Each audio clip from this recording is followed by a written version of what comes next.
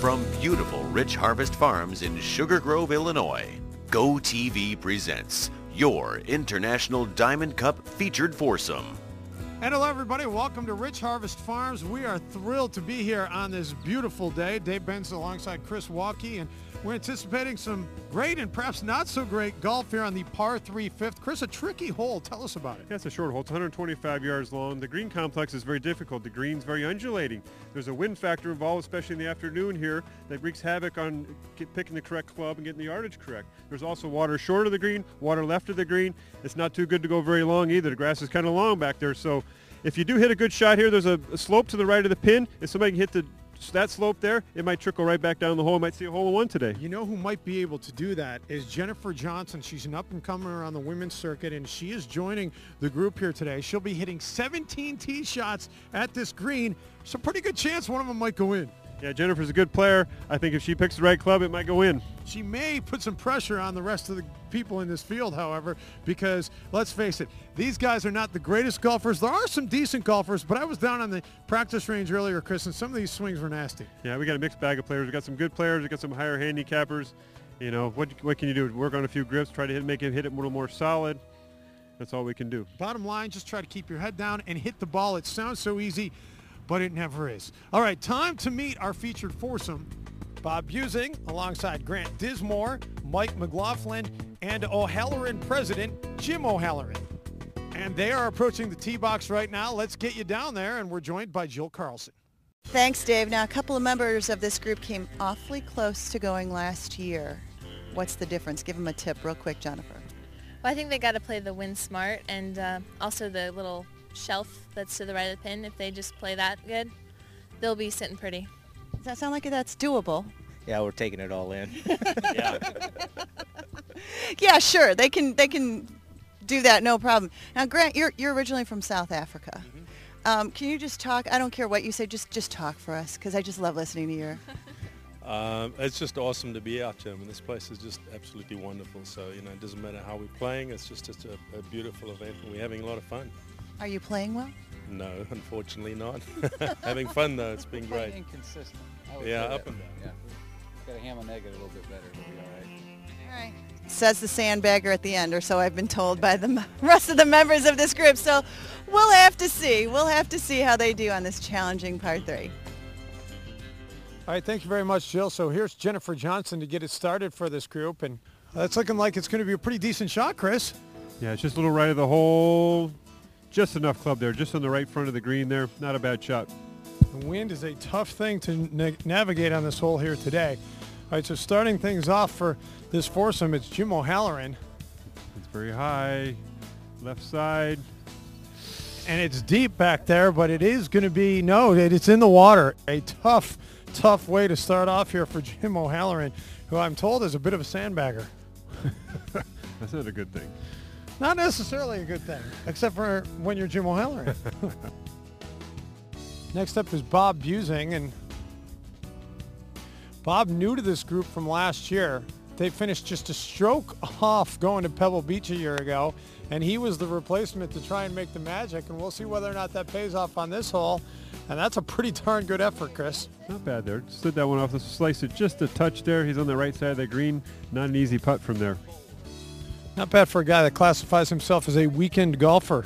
Grant Dismore next up, and Grant originally out of Cape Town, South Africa.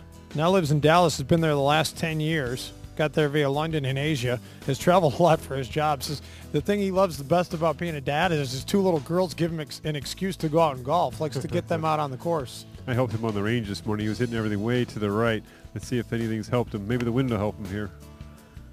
That looks like it's going to be a little bit to the right as well, and a little bit short.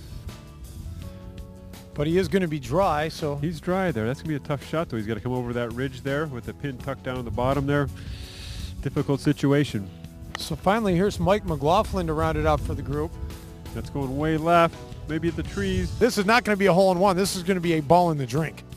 All right, so now Jim O'Halloran's going to take a drop on the tee box. What do you think of this choice, dropping on the tee box as opposed to the drop zone? It's not like a very good play because it's such a tough shot from back there. It'd be much easier to drop it on the right side of the green over here, chip up, make your putt for par. Oh, but contraire, mon frere, look at this shot. Unbelievable effort. Maybe Jim O'Halloran knows something we don't. It shows more than what I know. Fantastic effort. He'll have that left for a bogey. So here's Mike McLaughlin now, and he'll re-tee his up. And oh, that is going to be a problem. It's long left. I think it cleared the water, but it's in that heavy stuff over there. Well, as they make their way towards the green, let's get you down to the fourth member of our broadcast crew. A short time ago, Tim Morris spoke with Navistar's Jack Allen. Thank you very much, Dave. Talking to Jack Allen, president of the North American Truck Group. And Jack, this has been a special, special day, hasn't it? Well, Rich Harvest is a one-of-a-time location for our guests to come. We had beautiful weather. People played well. People had a great time. And we're thrilled to be able to host our dealers and our customers again this year at another fine venue for a great event and relationship building and being able to thank our customers for their business. What is it about a golf course where, you know, a lot of business gets done and a lot of camaraderie? It's just a special place to get together. Well, it's very rare in the environment we live in today to be able to spend any real quality time with customers. So to get an opportunity to come out and have lunch and spend 5 hours on a golf course and have dinner is really unique. And the beauty of Rich Harvest is, you know, this is the kind of place that very few people get the opportunity to play. And that's what makes it so special. I understood you made a wise decision today. You not play golf, you fished. Instead, you did well. Well, I wanted to host and be able to go around and talk to all the customers. But then someone put a fishing pole in my golf cart, so we went fishing. And they have 3 or 4 real big stock lakes here and caught a few bass and had a great time. No double bogeys. No double bogeys, no. Thanks a lot, Jack. You bet. Thank you. All right. All right, thanks, Tim. While we were away, Mike McLaughlin found his second tee shot, and his effort not too shabby from back there. It's going to be long. He's going to have a lot of work to do, though, on the green here. Yeah, it was a decent shot from back there. He's not going to have too tough of a putt. All right, so here goes the second effort for Grant Dismore, and what do you see here, Chris? Oh, this is a very tough shot, though. He's going to negotiate that bunker. His ball's going to land on the down slope. How often do you see a guy hit this and it actually ends up in the trap? It depends how close he tries to cut it to that edge there, but hopefully he hits it out here to the right like that. Not a bad effort. Hang on. And that's going to just trickle off the green, but I think he'll be okay with that. I think he should be happy with that shot. Here's Bob Busing trying to make a long birdie putt. We haven't seen anybody put one in from this far today. The problem from here is they don't play enough break. Hit it too hard. Ball ends up too far down to the left. Just like this one right here. That might be enough break. Is it going to hit the hole? No. And it's going to go well past the hole. Unfortunately, Busing's going to have a lot of work to do to try and save a par here on this hole. Now the third effort coming up for Dismore, and could have a little bit of problem here coming out of this high grass, don't you think? I think he's okay with the putter. This looks flat enough. It's probably the right call. It does take a little bit of a bounce, and will it come back down that hill? And it's going to stick right up there, and that's not going to be any party coming back down. So now here's McLaughlin coming back the other way. This would be to save a 5. He's got to watch his speed here. Looks like he's hit a good putt. That could be right at the hole. Get in. Oh, and it goes past. So still some work to do for him to try and save a 6 on this hole. Now while those guys look those over, let's send it over to Tim Morris, who has some other action from today. Thank you very much, Dave. Well, the Diamond Cup, as always, a mixed bag. Some good and some bad. Let's start with Jeff Banyan. This, not one of his brighter moments, a little bit of a top on the 7th hole. But Mike Lahr, how about a bright moment? Look at this approach shot. He sticks it from about 150 yards out to about 5 feet, and he would make the birdie. Mike, very happy with that. You look like you knew what you were doing. No, actually, I'm glad I had the caddy there, but we both were at it right outside the edge and turned right in like we thought. And Phil Werman on the 4th hole of the Gold Course. Watch this putt. Downhill.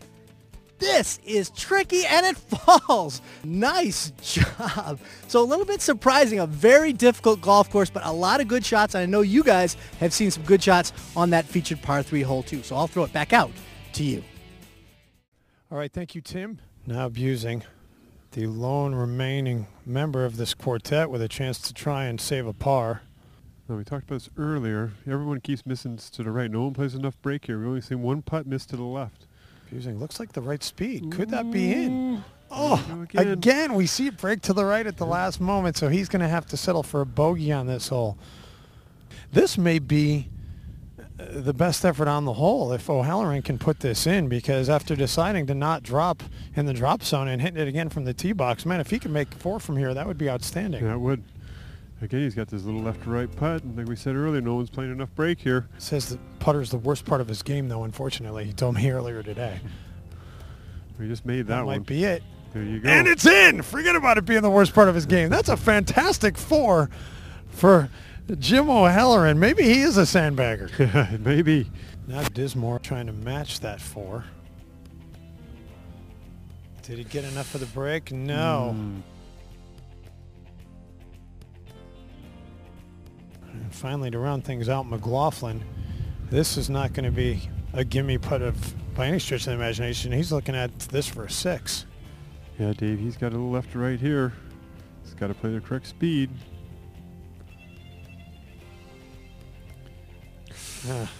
Well, he's going to take a hockey stick home, but the effort on this hole belongs to Jim O'Halloran, who surprisingly comes up with a 4 after that drop on the tee box.